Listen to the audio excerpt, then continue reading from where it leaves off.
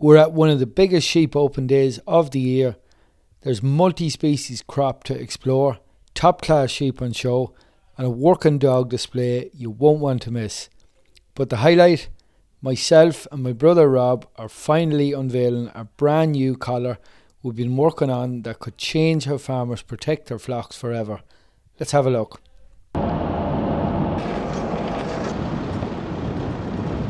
Just after landing into a beautiful part of the world here on the Cooley Peninsula in County Louth.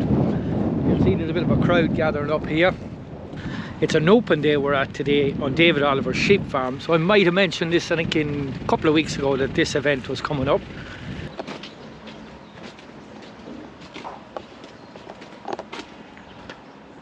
Now, so I'm just going to put my collar on a sheep here for our demo, for our live demo. So I'll try and wrestle this sheep here, we'll see how it goes.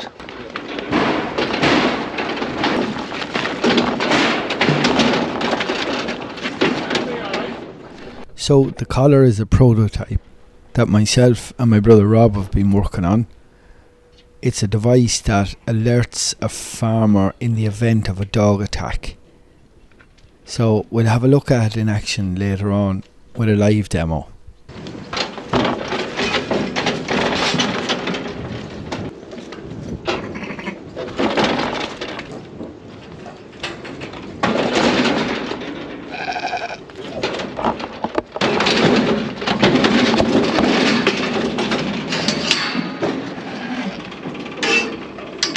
Now, that's my collar on. As you can see, pretty wild sheep, but a good test after we collar. Now let them out in there, Dave, it'll be okay. Yeah, is the collar on it? Yeah. You work your magic there. Better. I'll go mad standing there, won't it? Yeah, be happier out, I'd say.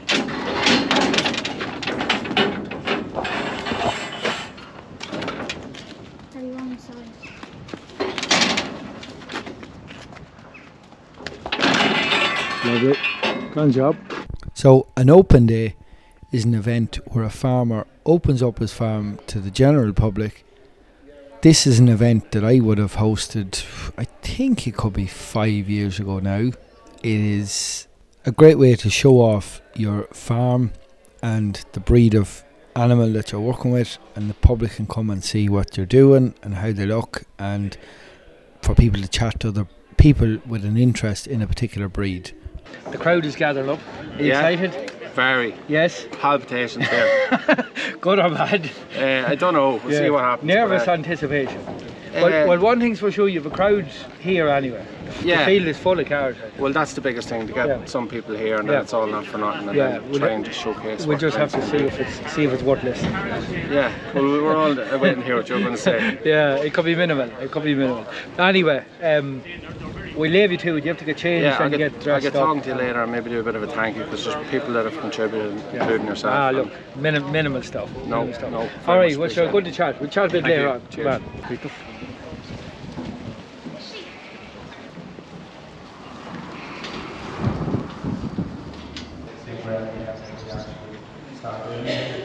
I'll do a bit of crop type of sheep, I'll do a bit of crop of grass.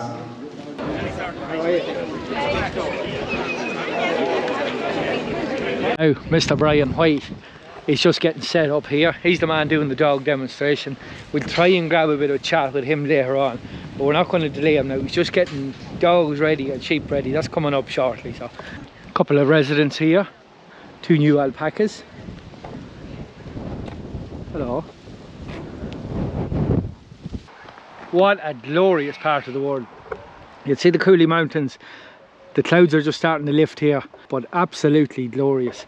A beautiful part of the world here. Anyway, we'll go and see if we can catch up with this other group. Now, great to see a massive crowd here. Fair play to David. There's a lot of stuff going on to draw the crowd. But great to see it.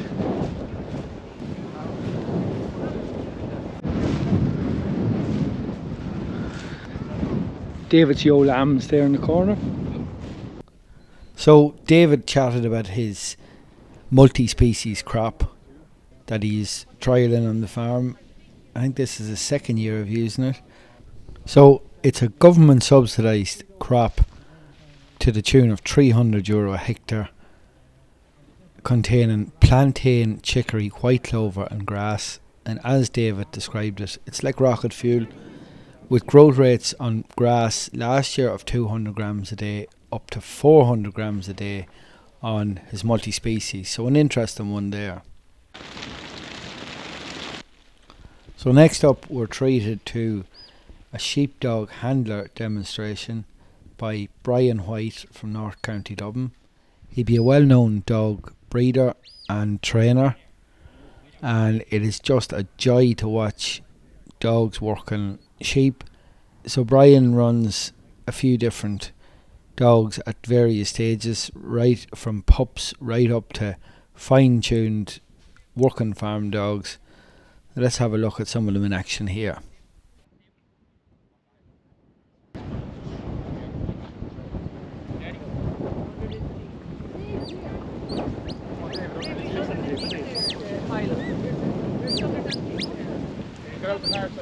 That's it. I'm short on. From 4 months, then up to, there's one at 12 months I have, I don't own, there's a red bitch there, she's 3 weeks in training, so about 50 and 60 in lessons.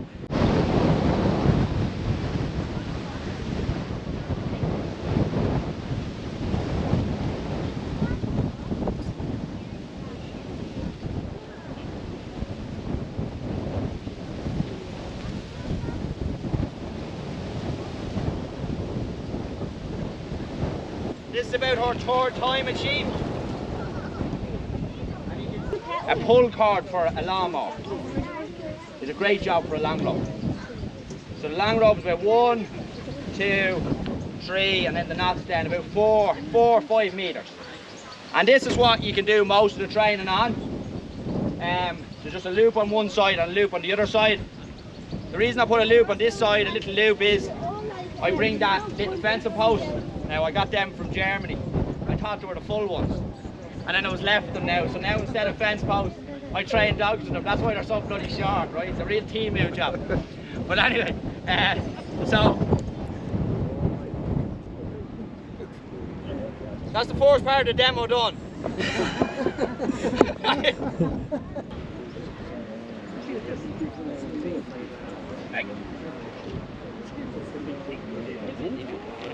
Hey. Hey. We're gonna be trying a video. Bye. Bye. Here.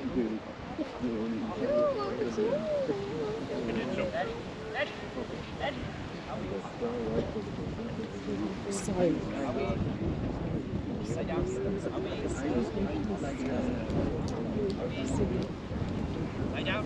Lie down. Lie down. Lie down. Lie down. Lie down. He's a little beside me. I think it's only cowboy bar right down. Great dogs. So sheep and don't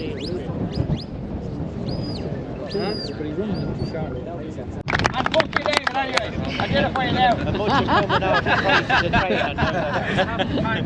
I absolutely tortured him and tortured him, and then I put it on video with David that I can't do it. No choice then. But thanks very much. No matter. Pleasure, thank you. Good man, thanks very Brian. much. Good Thank man. you very much. Thank you.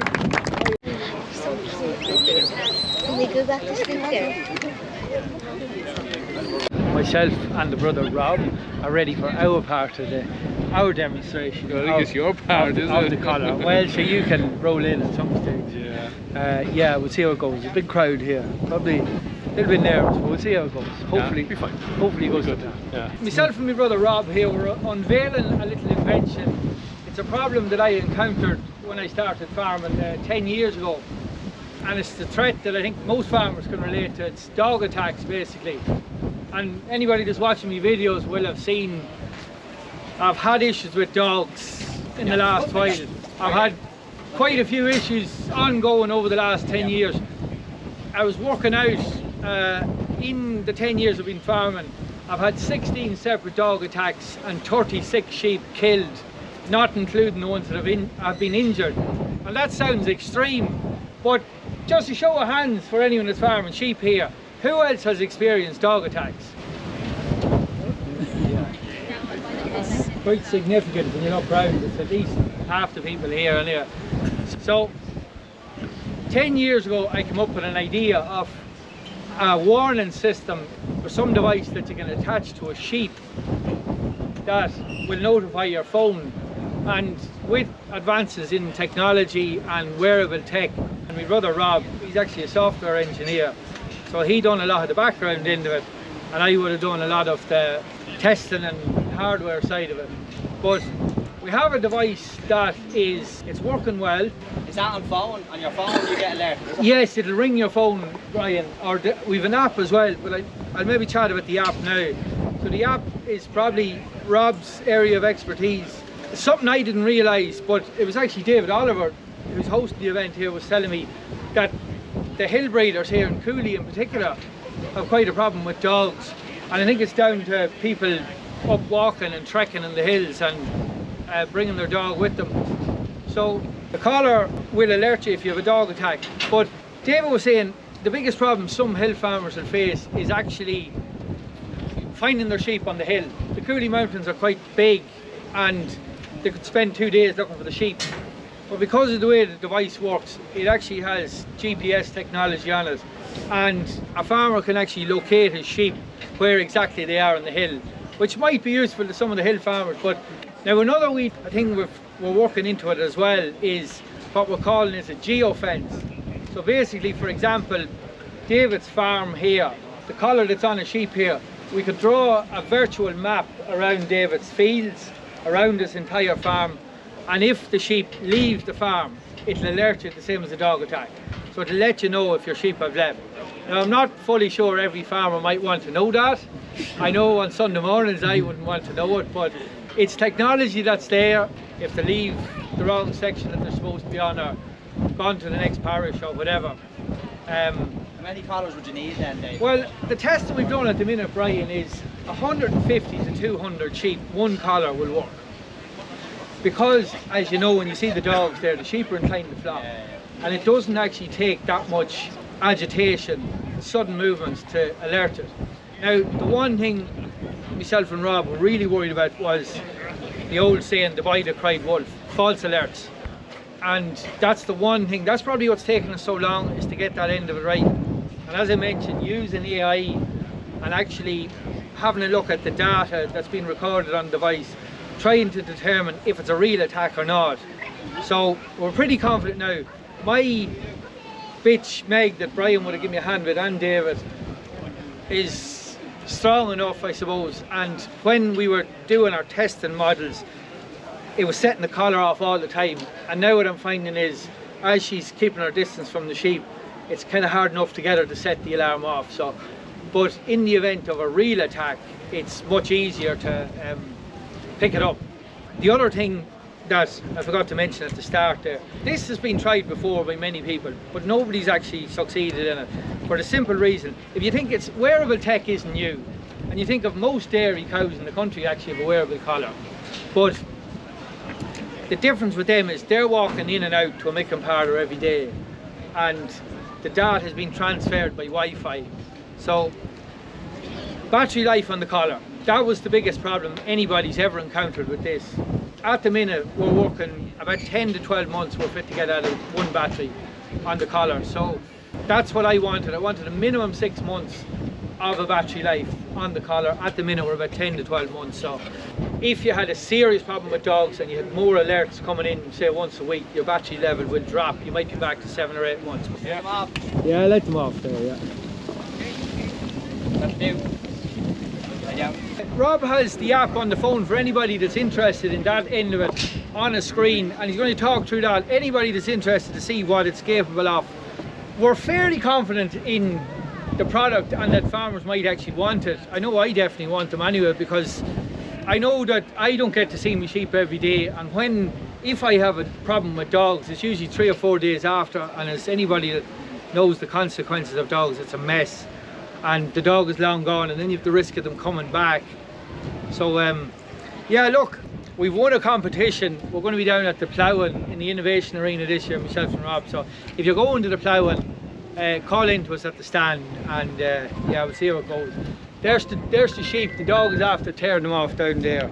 And there's my phone ringing now to say that I would say there's dog attack. So the alarm actually goes off here.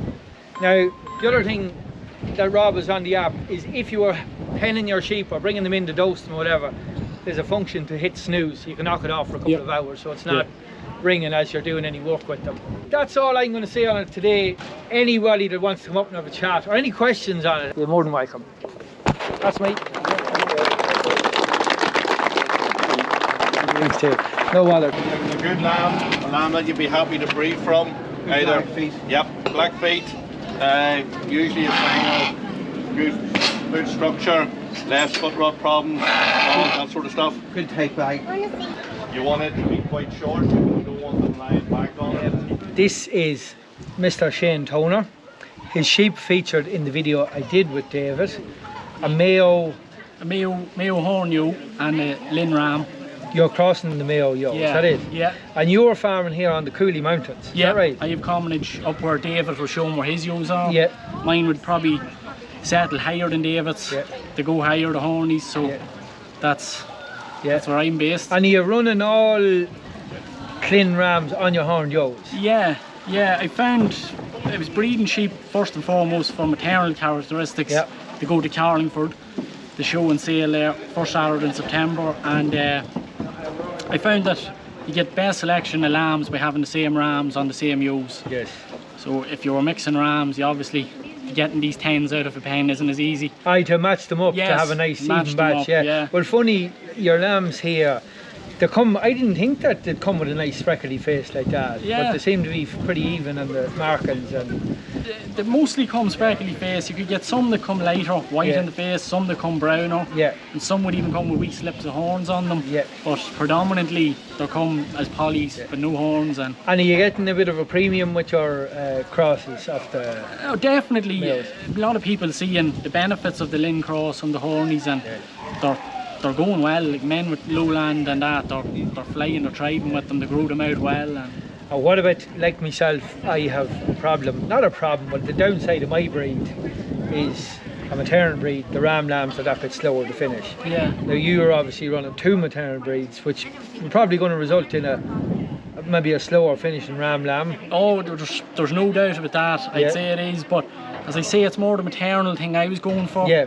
And anyone that I've talked to that would buy my ram lambs, I'd sell all the stores. Yeah. Would say they go into serious weights. Yeah. They might take a bit longer, but they go into serious weights. Well, that's exactly the way I describe my sheep, is a little bit of extra time. What about this first cross on hills? Will the handle say the hills like the Cooley Mountains there? The first cross will, no problem. Yeah. They mightn't just be as hardy as their mothers for obvious reasons, but anyone I hear that bought them could run them on the hills and all that, no problem. Good man. So you're running a very efficient system. You're working on the hill, you're producing good maternal lamb, selling them in the Cooley sale, which is coming up now in a week. 6th of September. And then you're selling your ram lambs at stores. You have nothing really carrying over the winter except your ewes, which end up back up on the hill. And that's it. When I wean them, they go up from the middle of July till the end of October. So they're up there for 13, 14 weeks. And I'll just buy you what replacements I need, lambs. I normally go down the west, down to Ballon Road or Mam Cross. To buy your replacement males? What I need for coming on, and then that gives them 12 months to get used to the farm, and I introduce them to the ewes in the summertime, and they all go back to the mountain, and it's one flock. How are you managing your lambing? All outdoor. You bring them down to lower land for lambing? Bring them down from the scanning time. The twins will stay down and the singles go back, and right before lambing the singles come home, and I lamb everything at home, down low and all outdoor. And look, the Lynn's easy lambed, the horny kind of does it herself. Great mothers. Great mothers, and it's nearly like a lazy man's flock because you can get away with an awful lot with them. There's no shame in that now. As we all know, help a cheap farmer is getting scarce. We don't all have a Robbie. But anyway, look, it was good to chat to you, Shane, and thanks very much for taking the time, and I wish you all the best in the Cooley sale on the 6th of September. Thanks very much, Dave. Good man. Good meeting you today. Thanks, good man. Now, just after thinking of something here, my collar that I had on the sheep, the one that we were testing, is still on the sheep. So I'm here with Mr. Brian White, and we're going to try and catch this sheep to get the collar off her. I'm not sure how it's going to go. They're pretty wild, they're pretty flighty as hoggets are. We've no pen, we have a few dogs and a crew. Yeah. We'll see how it goes. We might need a gun. We'll see how it goes. All right.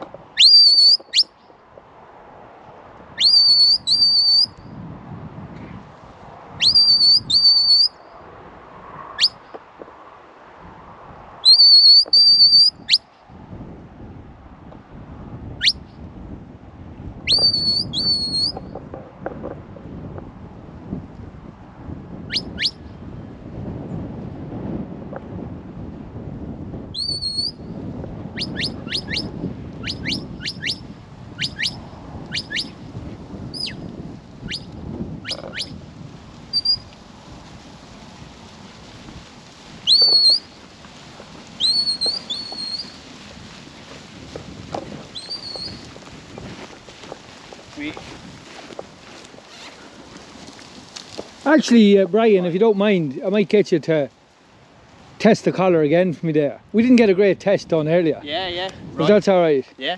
Just, would you walk them around the field again another wee bit? Come by. Here. Come by, come by, come by.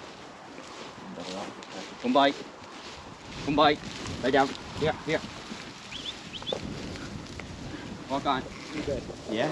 Oh, there we go, we're away now. Oh. Yeah, so it's after catching them there running across the field. Yeah. That's you ringing? That's me, yeah. Dog attack. Yeah, that's me alarm, yeah. So there you go. So that's it working now. So you'll see it coming up on the phone here. So that bit of agitation of Brian running them across the field with your dog.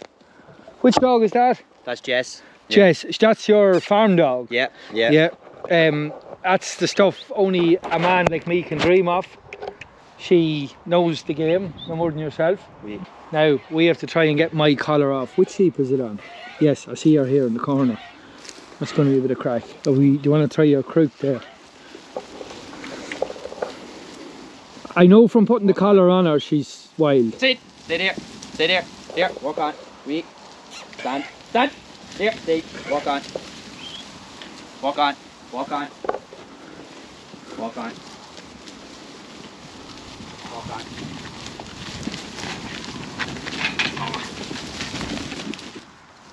Stand. Stand. Move in here.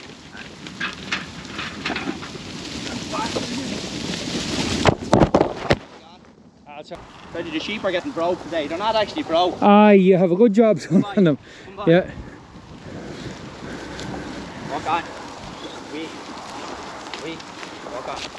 Weak. Weak. Weak. Weak. Still.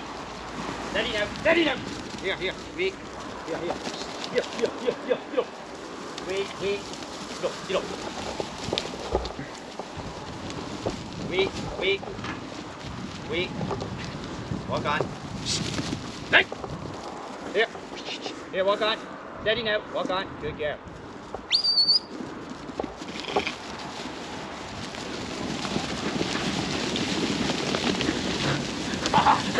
No wool, Anna. No wool. Not simple. Not simple. No. Just a little bit, yeah. Yeah. Walk on. Bye.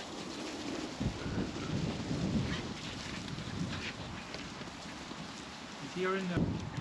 She's about to be crooked there if you catch her leg.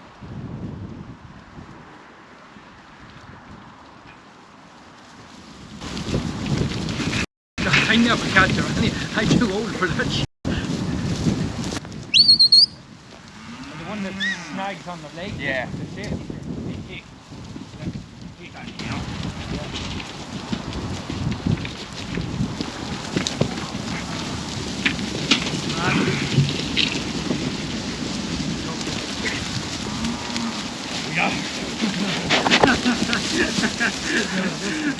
Lovely job. Lovely job. That's a young man's game. Yeah. Flighty. That's a flighty shape. I've got, after a bit of sport of trying to catch that one, I've got me collar. Now one thing's for sure is I wouldn't have the dog power to be fit the whole sheep in the corner like that. And I wouldn't have age with me fit the rest of them either, but anyway, we managed it. No, well, she's fitter than me anyway. well, you'd be fitter than me, that's a fact. That's a fact. But anyway, it's good to see the collar working again there. Yeah, it was. Anyway, so that dog, we seen her working earlier. She's your farm dog. Yeah, you use her every day for your own work. Yeah, like Dad, like I kind of gave her to Dad, and she'd be going around with him every day. Yeah. On cattle and sheep. Okay. So she's a good cattle and sheep dog. Yeah. And then we use her as a breeding bitch as well. Okay. Okay. She'll produce a good pup for you too. Yeah, all going well. Now, it's an interesting thing. She hasn't come in heat in a good while. Yeah. Would she be agey? No, she's about 6. Yeah. Which wouldn't be too bad. Yeah. But I'm hoping moving around, even today, being on a different farm. I can bring them in. Yeah. Change of address. Yeah, that's what I'm hoping even today, you know. Okay. But we'll see. She's losing her coat and stuff now, so fingers crossed we'll get something out of her, you know. For anyone that doesn't know this man, this is Brian White from North County Dublin. Yeah. And he's a renowned sheepdog breeder, well known in them circles. You'd be known to have sold a good dog or two in your time. Do you still head, I know you used to head to some of the auctions in the UK, do you still head over with the odd dog, or are you selling everything locally? Or? It changed a good bit from COVID. So we used to, pre-COVID, myself and Aoife, my wife, used to go over to Yorkshire, over to Skipton. Yeah. And we used to go over and we have 3 or 4 dogs, and we'd sell them in the auction, and you go out and you meet all the lads from Wales and Scotland and have greyhound crack the night before, and then go and sell your dogs in a field, live auction. And then with the COVID then, it changed then to timed auctions. Yeah. So I see you couldn't actually show your dog working as you were. Yeah, live. Yes, okay. So what you do is you do like a 30-40 minute video in all different scenarios. And then it's like a timed auction over 2 days. Right, okay. So that's the way it works now generally. So those real good auctions are based in Wales and England. Same thing, but just you don't have to travel or whatever. Yeah. Not as much crack, but it's a great way to sell. Like. Yes. Okay. Yeah. And you were saying, we were having a chat off camera there, you've done a bit of trialing in the past. Yeah. But you just haven't time for it now. Yeah. It's a different thing. So you know, if you're working all week and then maybe you're playing a bit of football or coaching a bit of football, and then you have family and stuff, you're kind of getting ready all day Saturday, and then you go out then and maybe you're waiting the whole day then Sunday to get your run. For your run, and then it's over in 5 minutes because so your whole weekend is gone. For trialing. Okay. So look, to be honest with you, the trialing is great, and there's much better trainers and sheepdog enthusiasts than me, and I just enjoy breeding them and training a few dogs and trying, because a lot of them would have been sold to trialists. Yes. And got on national teams and stuff, you know. From chatting to you, I know that they're into the breeding and the back breeding and the dogs and crossing such a dog with such a dog. Yeah. So you obviously have a good interest in that. Yeah. And you know what's working for you. Yeah. So you're producing the odd good farm dog, I suppose, and trial dog as well. Yeah, absolutely. Very good. Well, Brian actually has been a great help to me with my bitch Meg. He's given me advice on and off from I started that job. The battle goes on, as it always does. Yeah, she's headstrong, and I have a lot to learn. She probably knows a lot more than I do, but we'll get there, I think. She's the makings of a good dog. Yeah, it's just time. It just takes time. Takes time, yeah. It doesn't happen overnight. No. Absolutely. No, definitely not. Well, it was an excellent demonstration you done today. Okay, thank you. It was very, very good and entertaining as well. And he held the crowd for a full hour, and they were just glued to it. Did you get all the outtakes? I have it all on camera, and the bloopers. We'll put them up at the end. We might save some of this wrestling for the outtake. Well, there's one thing I think we can all agree on, that every sheep farmer needs, and it's a good dog. And unfortunately, we don't all have a good dog, but it's definitely something that's invaluable on a sheep farm. Yeah, absolutely. It makes life so much easier. So. Yeah, it does. Like and when you get used to a good dog as well. Yeah, it's very hard to go without one. You know, and there's, you know, like the thing, you're always looking for, you know, if you have good fences, good handling equipment, and a good dog, sheep is easy. That's right. That's right. Yeah, the lack of handling, you'll bust yourself, and the lack of a good dog, you'll bust your legs. So you're looking at trifecta, and like the thing is, like even buying a quad, you can have a quad as well. We have a quad as well. But like people won't think twice about paying 10,000 for a dog or for a quad. But say 10,000 for a dog. A couple of thousand is even mad money to a lot of people for a dog. But yet it's probably the most important part of a sheep enterprise. Anyway, it might be, if I can't get Meg a handle on Meg, it might be something worth looking into in the future. But the one thing I was always very worried about, and you might be able to shed some light on this, is the dog. In my opinion, the dog has to be good, well bred, trained to a certain standard, but the handler needs to know what he's at too. And my problem is I generally didn't know what I was at. And I was always very worried about investing in a dog, was the fact that I have no experience in being capable of handling dogs. So my thinking was, do a little bit of training with Meg, see how far that goes, and if it doesn't work out, I'll have learned a bit along the way, and hopefully might be a little bit better at handling a good dog at some stage. So it helps. What I'd recommend any young, I suppose, new people into it, the best thing you can ever do is, and I would have done it when I was 10 or 12 or whatever, is actually buy an experienced trained dog. And one maybe that, you know, maybe 6 or 7 year old that knows it all. And they'd nearly teach you more than the other way around. It makes a difference. And even we'd say, like even we'd have ourselves, we'd breed a bitch, you know, and try and get the bloodlines, and then maybe say, right, she's finished breeding now, and then we'd sell a dog like that or something, you know. But like a lot of the time with young dogs, you can never really train a dog. You can only really mold a dog around its own ability. So like you see, we looked at it there earlier, that 4-month-old Molly pup. You know, like she's just, like her natural ability is through the roof. Like for her age. 4 months old. 3rd or 4th time out. It was fairly impressive to see her in the pen, alright. Unbroken sheep. Wanting to get to the like she was coming in between the fence line and the sheep. Like, you know, it just you don't see that often.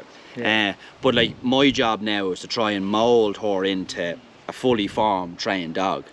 But you can't bring a Jack Russell and do that with. You know, that instinct is there, and I have to mould that then. But if it's not there, you'll never get it in. You know, it's a bit like my dog, and you know well I'm talking about poor Pops and a lack of power, and you just can't put it into them. They have it or they don't. And poor Pops just doesn't have it, and will never have it. She has some good qualities, but quite a few that aren't particularly good. But as you say, you can't put it into them. No, you can't put in what God left out. That's it. That's well put. Well, look. On that note. Thanks very much for talking, Brian. It's been a pleasure and a very enjoyable demonstration. No problem. And sure, we'll chat to you in the near future. You will. Cheers. You will. Thanks. Brian's been amazing to me over the years. Thanks, Brian. Great guy, and thanks for today. Next with the 2 expert judges, Peter Shields and Seamus Killen. Thanks, lads. Thanks so much.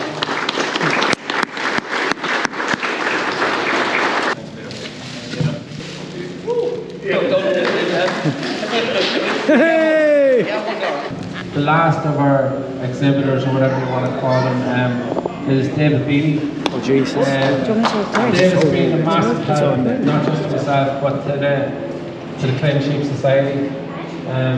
He's really driving the thing on, and we're really happy to have him. More than happy.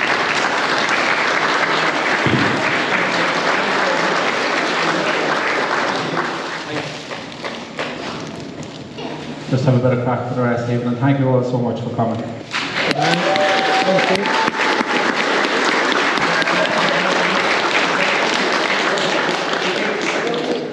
Now, this is the following day.